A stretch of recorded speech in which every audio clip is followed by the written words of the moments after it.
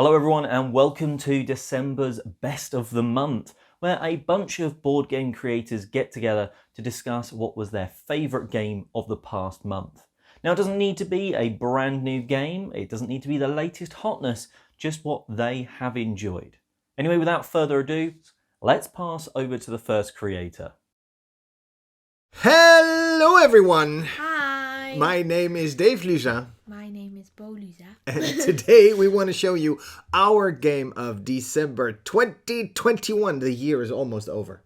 Are you happy that the year is over? No. No? You wanted this year to be longer? No. What is your favorite game of the year? Kabutozumo. Really? Yes. This is your favorite game. Well, it just got in because I took it with me from PAX Unplugged, which was awesome, by the way.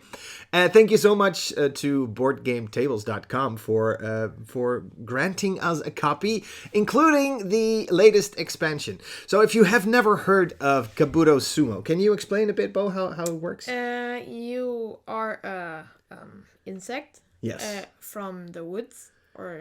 From the woods. From insects Yeah. battling each other. And they are doing sumo.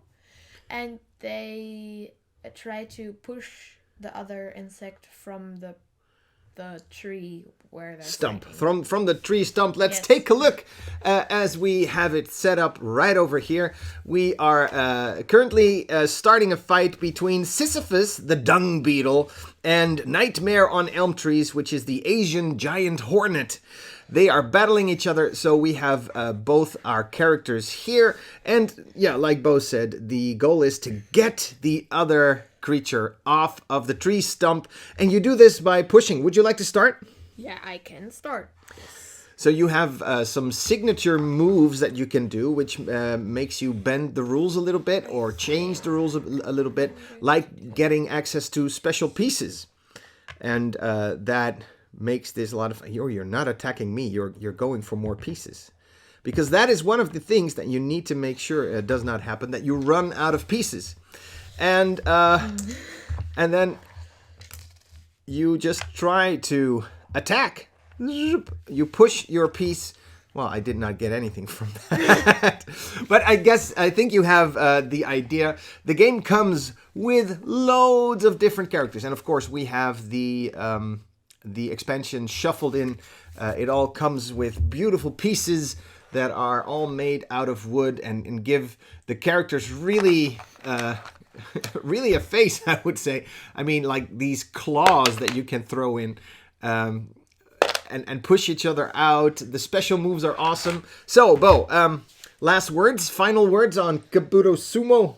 I like it. It's good for kids and also It is good for kids. I think it's more of an activity than of a Yes. real in-depth strategy game. But But it's good for kids because you can just do whatever you want.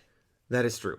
You can do whatever you want. And that's what we all should do. Thank you so much for watching. My name is Dave Luza. My name is Bo Luza. And you can find us on twitch.tv/Luzapalooza, where we stream board games every day except Friday at 10 p.m. Central European Time. So that is 1 p.m. Pacific. Anything else? No. Let it snow! Bye, everyone! Bye.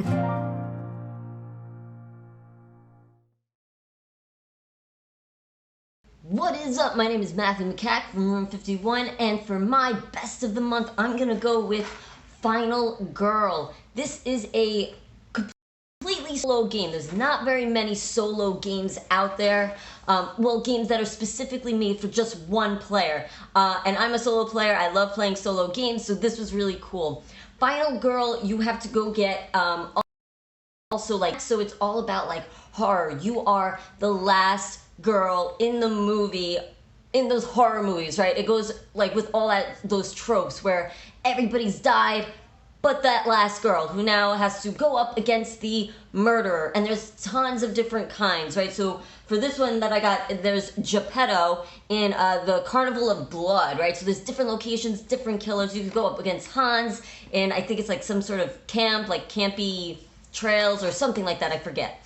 But there's, I think, like 5 different feature films that are out that you could play with. So it's super replayable. You could combine different killers with different locations, but then you can also get different final girls, right? So like this one comes with 2. All of them come with 2. So I got Charlie and Asami, which is cool. She is really good, I think. They're both really good. But anyway, so you're playing cards from your hand, and it's all about dice mitigation.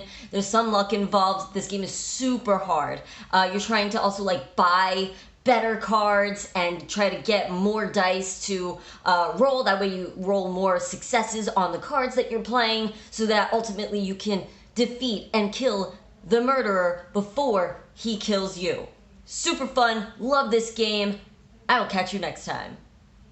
Hi everyone, this is Luna from Must Be Gamer Girl and the Meeps. So I was invited to share with you my top game of this month, and that was a really tough one because I was able to attend PAX, and well, I got to learn a lot of new games there and even new publishers, so it was really hard.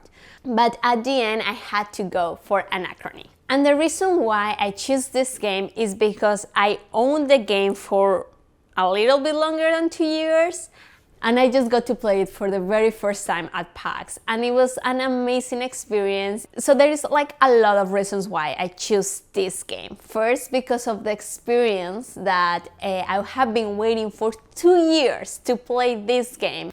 I was able to play with friends that usually I don't have the opportunity to play with, and they were able to teach me the game. So it was a really lovely experience, and the game is freaking amazing. So for you that don't know what Anachrony is about, this is a hero game for 1 to 4 players. And it looks heavier than actually it is. So if you see the box, it can be really intimidating. And more if you see the rulebook. And that's why I haven't played for so long, because I saw the rulebook and I was like, no. But once you play the game, you realize how everything is connected. The game is not as complex as it seems, but it has a lot of strategy, it has a lot of mechanism. It's like such a rich game. And I will start teaching this game around now that I know how to play it. I hope I don't get the rules wrong, as I just played it once. But it's a really high recommended game. There is a version that comes with miniatures, and it's really nice because on top of the miniature you can say what type of like worker you have. So I think like they're like the most useful miniatures that I have seen so far in a game, and they're pretty nice. The quality of the game is fantastic, and yeah, I don't know what else to tell you. I'm in love, man. I'm in love with this game. I'm bummed that it took me so long to get it on the table, because I think this is going to come like really often for a long time to my table, and I hope you guys can enjoy it at some point. Thank you so much for inviting me, and see you around. Hey everybody, I'm Evan. And I'm Grayson. And here we are at the end of December already. This month just flew by, right? Mm-hmm. Okay, so my pick for the best of December is this game right here, which you can't see the name of because it's on the side, and it's called Video Vortex. Mm-hmm. And it is seriously a game I've never heard anybody ever say anything about anywhere. So it's a pretty standard deck building game. At its core, but it's a combat deck building game. So there's like a whole stack here, like different characters you can pick, and they go in these pretty cool looking little player boards, right? And there's like some trackers for health and like charges, which are like the currency you use to use your cards. And there's like these little dials here too for your health, but your health is like your runtime, because everything is like VHS themed. Mm-hmm. So like all the cards have like weird names and stuff, and there's there's a ton of them, right? Mm-hmm. So and all the characters start with different cards. So again, it's a combat game, but nobody like dies. So when you die, you lose all your permanent cards in front of you. But then someone takes one of your little trophies here, and then the first person to take 3 different trophies wins the game. Yep. And that's kind of it. I had a really good time playing it. It's crazy because the character he picked was able to like draw more cards, and basically every turn he was just going through his entire deck of cards. I had like a small but efficient deck. Right, but you could have like these massive turns. So like even like the characters who didn't get to draw extra cards, like I would go through just about all of my cards a lot of the times. Or you buy like new cards, and then when you buy new cards, they go into your hand, so you can just keep using them. So Yep. So sometimes the one drawback is there can be a little bit of downtime waiting for your turn because Yeah. somebody's like, oh, I'm playing this card, then I'm playing this card. Oh, then I'm going to buy these 2 cards. Oh, then I'm going to play these 2. And then you were first on that turn, so you have to literally wait 4 turns until your turn. Yeah, right. The way the turn order track goes, but yeah, I don't know. I had a lot of fun with it, even though like there's just a little bit of downtime. But like there's like, these crazy turns that can happen, so that was a lot of fun. So yeah, my best of the month is Video Vortex with this weird box. Yep. My best of the month is Survive Escape from Atlantis, which is a really fun game where your goal is to get these tiny little dudes here to this safe islands while the island is actually sinking and going away. Yeah.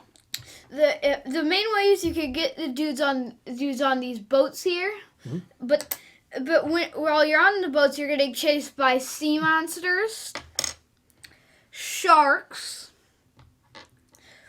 whales, and even with the expansions, squids. It can be a really mean game. I had a really fun play of it. I actually like crushed my high score from before. Yeah. I literally doubled it. Yeah.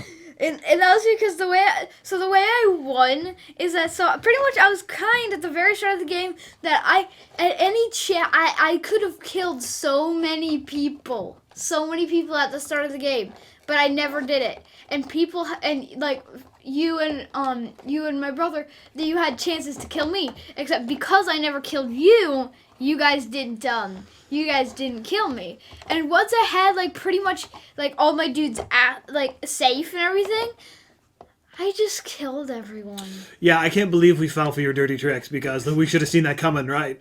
They're like, oh no, don't send the shark to me. I haven't done anything to you yet. We're like, okay, I guess we'll spare you now. But then, yeah, as soon as the other had the opportunity, it was like, oh, here's 3 of your guys dead. Oh, here's 3 more of your guys dead. And I had the opportunity the whole game because I had some really good some really good red tokens that would like literally murder everyone. I can't believe we fell for it. But I didn't do that until all my dudes were safe because I didn't want you guys to murder them on their way there. And here we thought you were a nice person. Well, I mean, I guess we should have known since it's you really have to, be all for yourself in this game. But all right, well, yeah, that's it, I guess. Those were our favorite picks for the month of December. I guess we'll see you next month. And if there's some stuff on my channel if you want to check it out, and if you watch Favorite Game Friday on the Dice Tower, you're going to see us on there too. So, all right, see you, everybody. Bye.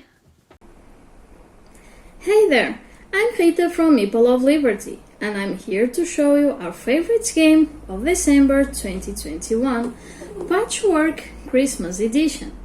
Me and my boyfriend are huge fans of the original Patchwork, where each player is building up their own quilt and making it as cozy as possible to get the most amount of buttons. We have also played some editions like Patchwork Express and another thematic one, Patchwork Halloween Edition. And we have to say that Patchwork Christmas Edition is with no doubt our favorite of all, and it's perfect to play with your loved one in this holiday season. In this edition, each player is following up the beautiful path of this Christmas tree in order to get the most lovely gifts to place on your board.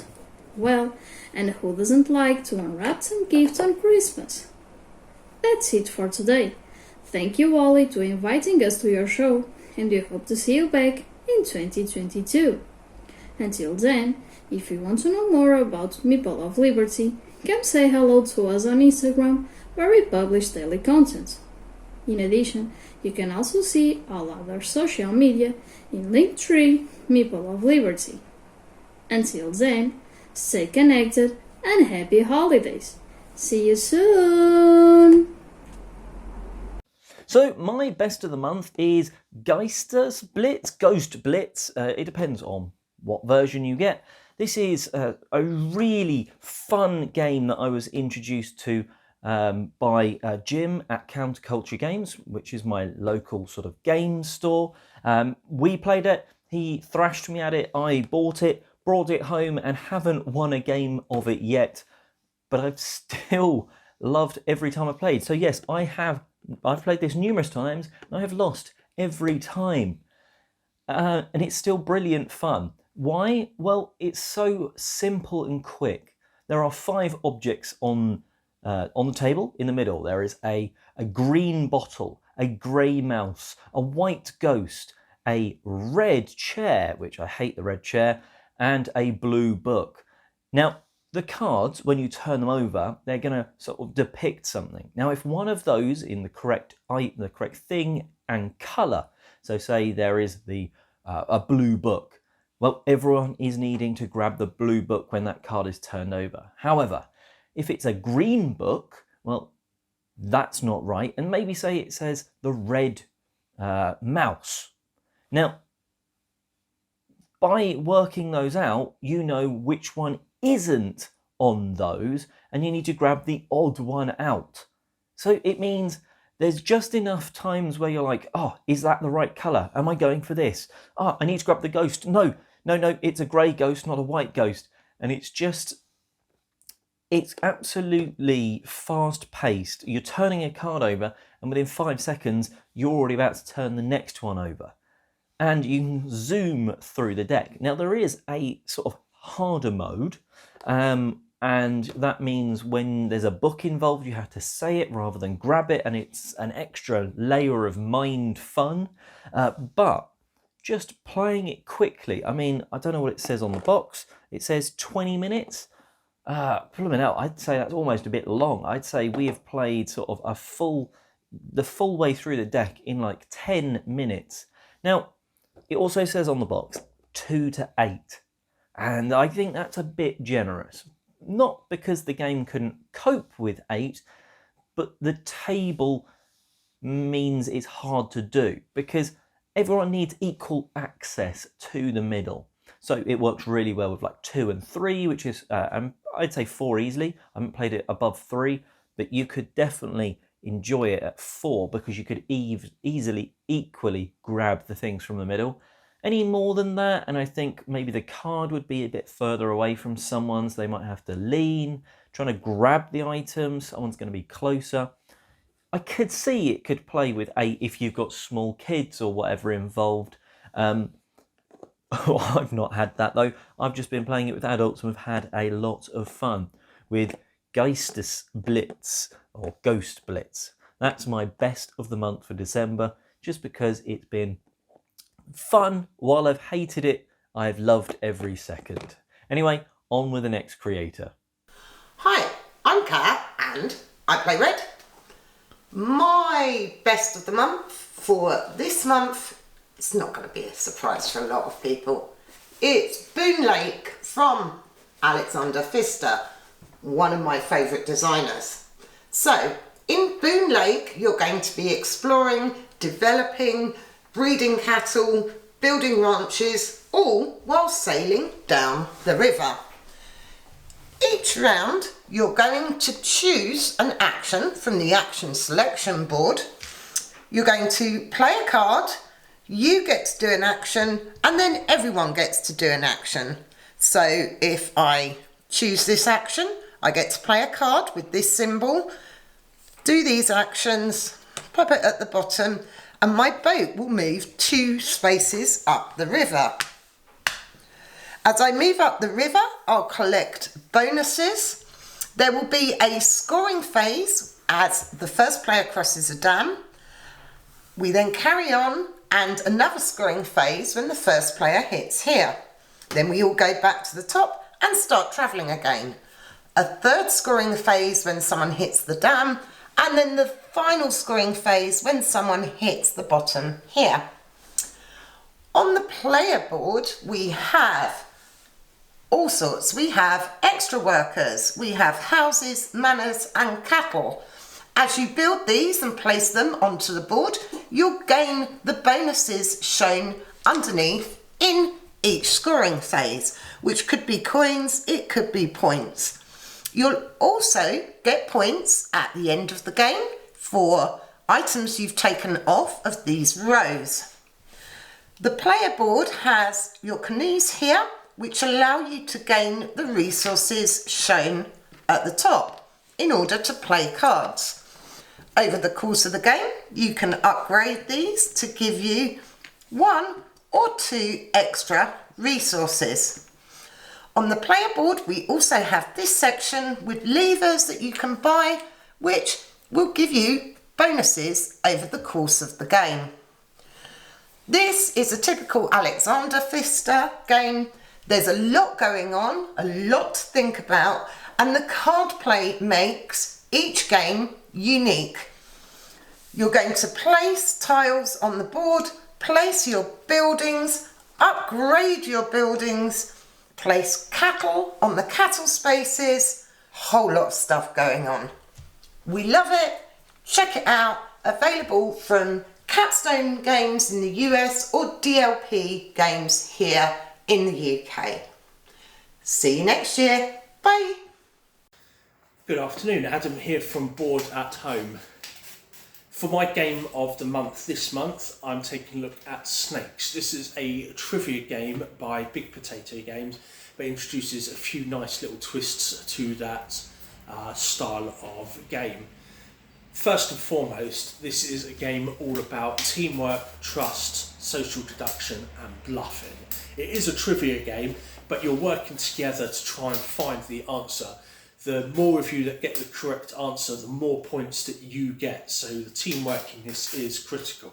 However, at the start of each round, the players are dealt out a series of roles. So you have humans, just your normal players, snakes, and the mongoose of truth. Now, any players that are given the snake role, it is up to them to convince the rest of the players around the table of the incorrect choice. So there's 3 choices in total on the card, and the snakes need to convince the players that the right answer isn't the right answer, it's one of the other 2. That introduces a really nice element of trust and bluffing. The snakes need to be able to convincingly bluff the other players knowing that there's someone or some people around the table that are trying to sabotage their efforts, need to then work out who they can trust. Of course, there is the mongoose of truth, this player who has this token here. They can be trusted not to lie to you, but whether they actually know the correct answer or not is another thing entirely. So that, again, that trust and that bluffing on the parts of the various players really comes into its own. And what you get from this game then is a lot of social interaction, a lot of discussion, a lot of conversation, a lot of back and forth. And I've loved that in this game. It's not just your traditional trivia fair, roll a dice, move to a space, answer a question, did you get it right or wrong? It really is up to all the players to come together to try and work out the answer. As I said, the more players that get it right, then the more points that you get ultimately at the end of the game. And each round, 6 rounds in total, each round the roles are changed up. So there's a lot of variability in that. So it's not always going to be the same players throughout the entire game. Not going to be the snakes or be the mongoose or just humans. You're going to see a nice little mix there, so you can really test each other's bluffing and trust between each other in order to get these questions answered. It is our game of the week, so if you are in the area, we are on Ramsgate High Street in Kent. We have plenty of copies in stock, and we do have a copy on the demo table as well for you to take a look through and have a little play with, see how you like the game. That's it for now. Big thank you again to Ollie and to Don't Be Bored. And all that's left to say now is that I hope you all have a lovely Christmas and a wonderful New Year. Thank you. Hello everybody, it is I, Clara Barker. How you doing? So this month, my game of the month is a game called The Lost Ruins of Arnak. Now, what I've got sat behind me is actually the expansion, because I bought the expansion this morning and I haven't bought the base game yet. But I've played it an awful lot. So, what is The Lost Ruins of Arnak? Well, it's a worker placement game. but you only have 2 workers. And so you have to really think about which sites you put them out of, and that will gain you resources. Maybe you'll fight guardians. But it's very much a worker placement, get resources, and sometimes there might be a challenge to overcome. But there's another aspect, which is a deck building aspect and hand management. So you're buying extra cards and adding them to your hand, but you only draw 5 cards each round, of which there are 5 rounds. And so it's a really stripped down worker placement, engine building, deck management system, where you're not doing loads of any of them. So you've got to be really, really economical with your moves, with those movements, with those cards that you play. Because the main thing that you're trying to do is gather resources, whether it's through card play, whether it's through going to these locations, in order to advance through this temple. And it's the temple is the main way that you score points. There are a few other points. It's such a wonderful, wonderful game. But the reason that I've been able to play it so much, even though I don't own it, is because I've played it on Board Game Arena. So it's on the digital platform Board Game Arena, and I've been playing it loads. It's interesting. When I first played it, it looked so beautiful and I enjoyed it. And I was like, oh, this is going to be one of my favorite games.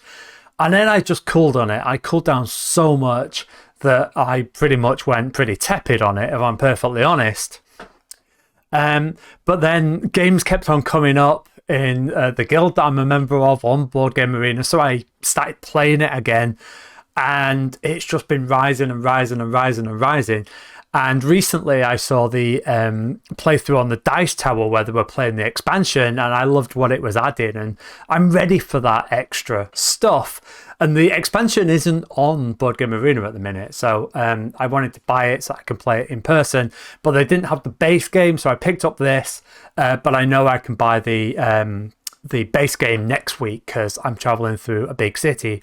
So I bought this in preparation because I'm ready to play with this. I played it so much on Board Game Arena that I am ready for this expansion. So that's why I have the expansion. And like I say, I've already had a love-hate relationship with it, but it was love it, meh, love it again. And so, yeah, Lost Ruins of Arnak, it's just such a fantastic game, and it can move along at a fair snap as well. So that's me. I'd love to see you on my channel sometime. I'm Clara Barker, and if not, until next time, take care and bye-bye. And hello, my name is Nathan, the Surgical Meeple. You can find me on the web, www.thesurgicalmeeple.com, or on Instagram @thesurgicalmeeple. Thank you for having me. Let me introduce you to what I think is a fabulous game. This is Streets, published by Sinister Fish Games, made by Harkin Gardner. It's actually a very new game. It's only just been released on Kickstarter, although certain retailers are starting to stock it. Come and have a look inside. I was very impressed as soon as I lifted the lid. The quality of the components is second to none, but also there is no wasted space. This is a tile laying game for 1 to 5 players in which you are building a series of streets to make a town. Let me show you what I mean. We have a very good rule book, but we start off with the central station and the city park. The artwork and components are excellent. We start each player with 3 tiles. The tiles you hold in your hand on the back, they would show what type of components or what type of area there might be. So this might be a shopping tile. This one has more to do with residential. It has parent symbols on it. We have a hipster area. This might be a trendy wine bar. Some tiles might even involve tourists. And then you have wild cards. Players start with 3 tiles. Each of those tiles will depict a different building, in this case the realtor's office. It will also explain to you what you will score when that street is actually finished. In turn, players place 1 tile to extend the city street. In this case, I've placed a sushi bar. The sushi bar will allow me to call a shopper to come into the sushi bar. Let me show you these components. They are phenomenal.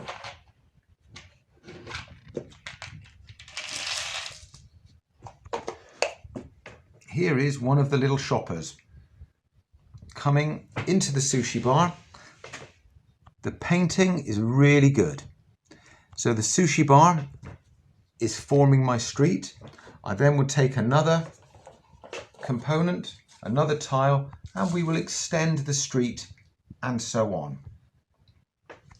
When a street has reached a maximum of 5 tiles, we then are not allowed to extend the street anymore. We then have to consider turning the street at right angles and extending in another direction. At this point, all of the components on that street, when the street is finished, are scored. But how do you know who owns which building? This is where we've got some lovely billboards. So if I placed the sushi board, I would also have placed my ownership symbol on the sushi board. Another player may have actually placed the trendy loft and the starter home along with the parents and families that go with it. At the end of each street, when we score it, you would score points according to the number of symbols or even combination of symbols. In this case, the shopper with the trendy hipster. In this street, we would score at least $5 because we've got a sushi bar and an art gallery. So each street is then scored and the ownership symbols come back. Players are only allowed to have 5 vacant spots. It's a tile laying game which allows you, as I say, to extend across the board in all sorts of directions, scoring as you go. It takes about 30 minutes. One of the things that impresses me is actually the quality of the components. We don't have any cardboard here apart from the tiles, but even the money is actually wooden little chips as well. This is a game, Streets, that will almost certainly last a lifetime. There is plenty of replayability. The component quality is second to none. For 1 to 5 players, I don't think you can go wrong with this one. So anyway, my name is Nathan, the Surgical Meeple. Thank you for listening. Hi, it's Barb MeeplePhD, and my favorite game for December 2021 is Little Circuses. This is a little tile placement and engine building game where each player is building up a little circus in front of them and trying to get money and points or enjoyment out of the people who are visiting their circus. I picked it up because I love carnival games, I love theme park games, that sort of thing. And so I grabbed it on a whim at one of my local game stores. It's played over a number of days where you either get a full day or a half day. On a full day, you're going to do a build action first, where you can either pay for a tile and place it in your circus, or you can get a little extra money or grab another tile. And then once you've built, you're going to do a perform action. You have a little spotlight token that's going to move around your circus. And when you move it, you place a closed icon on the previous tile and then activate the new tile. The activation can be getting points or money, or you can get audience members to come in or entertain them, which makes them more valuable when you pull them off of the bleachers. Now the trick is that each of the locations is closed until you get to a new town. And so you have to plan a path through your circus fairly carefully to make sure that you never end up at a dead end or, coming back to a tile that's already closed, because you can't then activate it again. You can go there, you just don't get the benefit of going there. So that's a full day. On a half day, you only get to do one or the other, build or perform. There are a couple of points where you care about what other people are doing. You get to draft some special act cards that give you special abilities, but otherwise everyone's kind of just doing their own thing. One big flaw is that there was a misprint in the rulebook, the cards, and the player boards, where they mixed up 2 of the symbols. So my first few plays of this game were not great. It felt impossible because you couldn't entertain your guests, and instead you were pulling them off of the bleachers.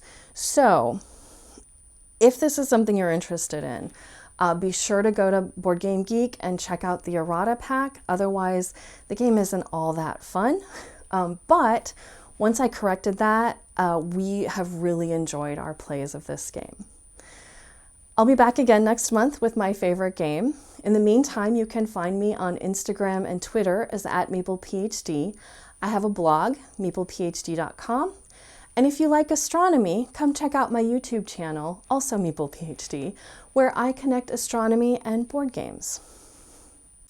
And well, that about wraps us up today. Let me know in the comment section below what has been your favourite game from the past month, and what game that some of the creators have mentioned today, what sort of is your sort of one that you're itching to play first, or sort of maybe put on that sort of wish list. And all of the creators involved today, well, their information will be in the description box below, so go and check them out and sort of share the festive love. And well, Merry Christmas.